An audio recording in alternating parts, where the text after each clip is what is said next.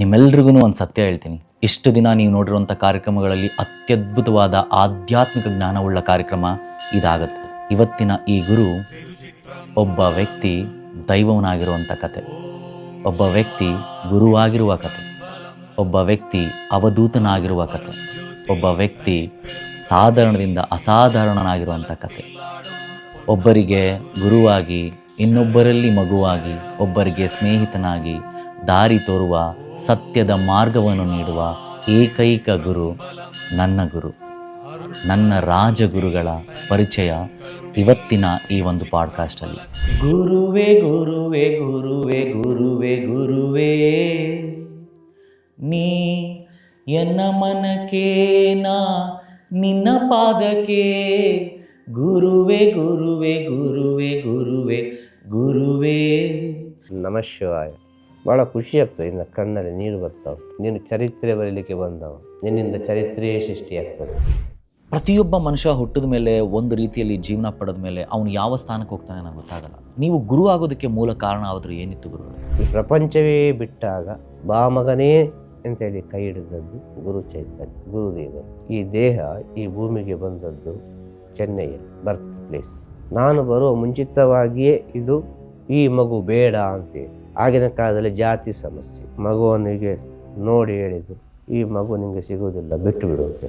ಈ ಮಗುಗೆ ಏನು ಮಾಡಬೇಕು ಅಷ್ಟು ಮಾಡಬೇಕು. ಈ ಮಗು ತನ್ನಿಂತಾನಾಗಿ ನಿನ್ನನ್ನು ಬಿಟ್ಟು ಹೋಗ್ತದೆ. 21 ವರ್ಷಗಳ ಕಾಲ ಮಾತೆ ಬರೆದಂಥ ಯುವಕ ಇವತ್ತು ಇಡೀ ಜಗತ್ತಿಗೆ ಸತ್ಯದ ಮಾತನ್ನು ತಿಳಿಸ್ತಾ ಇದೆ. ನಿನಗೆ ಅನಿಸ್ಬೋದು ನಾನು ಮಾತಾಡ್ತಿದ್ದೇನೆ ಅಂತ. ನಾನು ಮಾತಾಡ್ತಾನೆ ಇರೋದು, ಇದು ಸತ್ಯ. ಪ್ರಶ್ನೆಯೂ ನಿಮ್ಮದೇ, ಉತ್ತರವೂ ನಿಮ್ಮದೇ ಅಂತ ಎಲ್ಲ ನಮ್ಮದೇ ಅಷ್ಟೇ. ನಿಜವಾದ ದೇವರು ಯಾರು ನಿಮ್ಮ ಪ್ರಕಾರ? ಈಗ ಸದ್ಯದ ಮಟ್ಟಿಗೆ ಪ್ರೆಸೆಂಟ್ ಸಿಚುವೇಶನ್ಗೆ ಈ ಕ್ಷಣಕ್ಕೆ ನೀನೇ ದೇವರು ನನಗೆ.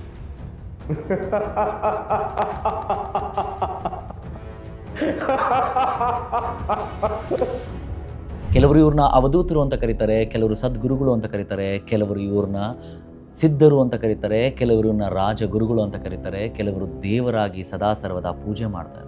ನಿಜವಾದ ಮಡಿ ಮೈಲಿಗೆ ದೇವರು ಕೇಳ್ತಾನ ನಿಮ್ಮ ಪ್ರಕಾರ?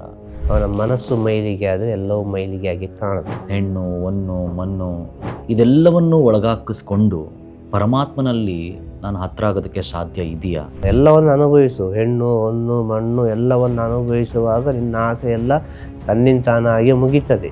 ನಮಗೆ ಏನಾದರೂ ಬೇಕಂತಂದರೆ ಯಾಕೆ ನಾವು ಕೇಳಿ ತೊಗೊಬೇಕು ಗುರುಗಳೇ? ಕೇಳದನೇ ಕೊಡುವಂಥ ಭಗವಂತ ಯಾರಾದರೂ ಇದ್ದಾರಾ? ನಿನಗೇನು ಬೇಕು ಕೊಟ್ಟಾಗಿದೆ, ನೀನು ಅದನ್ನು ತಗೊಳ್ಳೋದಿಲ್ಲ ಅಲ್ಲ, ಇದಕ್ಕೆಂತ ಮಾಡೋದು? ನೀವೇನೋ ಮಾತಾಡೋದು ನೆನಪಲ್ಲಿ ಇಟ್ಕೊಂಡಿರ್ತೀನಿ, ಬಟ್ ಇನ್ನೇನೋ ಕೇಳಬೇಕು ಅಂದಾಗ ಅದು ಹಂಗೆ ಮರ್ತೋಗ್ತಾ ಇದೆ. ನನಗೆ ಗೊತ್ತಾಗ್ತಿಲ್ಲ ನನ್ನಲ್ಲಿ ಏನಾಗ್ತಿದೆ ಇವತ್ತು ಅಂತ.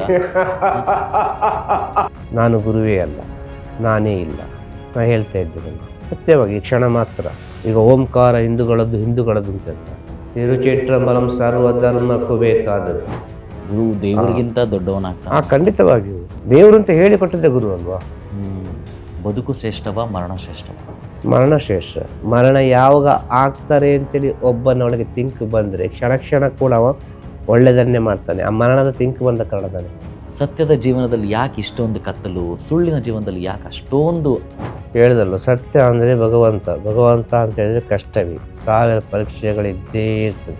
ಒಂದಷ್ಟು ಜನ ಅನುಯಾಯಿಗಳು ಕೆಲವೊಂದು ಪ್ರಶ್ನೆಗಳನ್ನ ಹೇಳಿದ್ದಾರೆ. ಪ್ರಶ್ನೆಗೆ ಉತ್ತರ ಎಲ್ಲ ಇಲ್ಲ. ಬಂದವ ಹೇಳ್ತಾರೆ, ಇದ್ದ ಪುರಾಣ ಎಲ್ಲ ನೋಡಿ ಅವ್ರದ್ದು ಅವಧೂತ ಸ್ಥಿತಿಯಪ್ಪ, ಅವರು ಸಿದ್ಧರಪ್ಪ, ಅವರು ಹೀಗೆ ಅಪ್ಪ ಅಂತೇಳಿ. ನಾವು ಹೇಳಿದ್ದು ಒಂದೇ, ಒಂದು ಗುರುವಿನ ದಾಸಾನುದಾಸ. ನಾವು ಪೂಜೆ ಮಾಡೋ ಮಂತ್ರ ಜಪಗಳನ್ನು ಮಾಡುವುದರಿಂದ ನಮ್ಮ ಜೀವನದಲ್ಲಿ ಕಷ್ಟಗಳಿಂದ ಪಾರಾಗಬಹುದಾ? ತನ್ನ ಸ್ವಾರ್ಥಕ್ಕಾಗಿ ಪೂಜೆ ಮಾಡಿದರೆ ಫಲಿಸುವುದಿಲ್ಲ. ತನ್ನ ಸ್ವಾರ್ಥಕ್ಕಾಗಿ ಮಂತ್ರ ಹೇಳಿದರೆ ಆ ಪೂಜೆ ಭಗವಂತನಿಗೆ ಹೋಗಿ ಸೇರುವುದಿಲ್ಲ. ನಿಮ್ಮ ಪ್ರಕಾರ ಜೀವನ ಅಂದರೆ ಪಾಪ ಪುಣ್ಯ, ಕಷ್ಟ ಅಂದರೆ ಅನುಭವ, ಸುಖ ಅಂದರೆ ಪುಣ್ಯ, ಪರಮಾತ್ಮ ಅಂದರೆ ನಮ್ಮನ್ನು ನಾವು ತಿಳಿದುಕೊಳ್ಳುವುದು, ಆಸೆ ಅಂದರೆ ಜನ್ಮ, ಪೂಜೆ ಅಂದರೆ ಸ್ಥಿತಿ, ಸತ್ಯ ಅಂದರೆ ಸತ್ಯ, ಭಕ್ತಿ ಅಂದರೆ ಪ್ರೀತಿ, ರಾಜ ಮನೆ ಎಂದರೆ ಬಂದವರು ಹೇಳ್ಬೇಕು. ಜೀವನವನ್ನು ಸಾಗಿಸ್ತಾ ಹೋಗಿ, ಹುಡುಕ್ಲಿಕ್ಕೆ ಹೋಗಬೇಡಿ. ನಿಮ್ಮದು ಅಂತ ಇದ್ದರೆ ಅದು ಖಂಡಿತವಾಗಿ ನಿಮ್ಮದು ಅಂತ ಇದ್ದರೆ ಅದು ನಿಮ್ಮನ್ನು ಹುಡುಕಿಕೊಂಡು ಬರ್ತದೆ.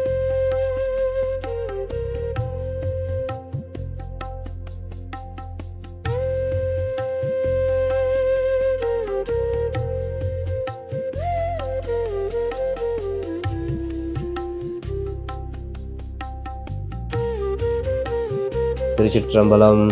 திருச்சிற்றம்பலம். குருவே சரணம். குருவே சரணம். நம சிவாய. நம சிவாய. நம சிவாய. நம சிவாய. நம சிவாய. நம சிவாய. நம சிவாய. நம சிவாய.